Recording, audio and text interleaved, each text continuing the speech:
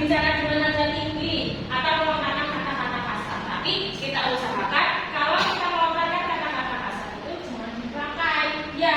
Kalau enggak nanti bisa dibilang sama gurunya atau juga bisa kamu marahin berteriak, kenapa sih tidur-tidur? Gitu. Nah, gimana biasanya ayah yang biasa lakukan kelas siapa? Juga. Coba ini maju-maju gimana kalau ekspresi marah ketika tulisannya digendong sama temennya? Gimana? Kenapa sih ini meninggal? Kok ketawa? Ini emosi marah atau tersenyum atau senang? Gimana coba? Kenapa sih ini meninggal? Nah ini adalah ciri-ciri fisik dari atau ekspresi ketika emosi marah. Coba beri tepuk tangan yang meriah.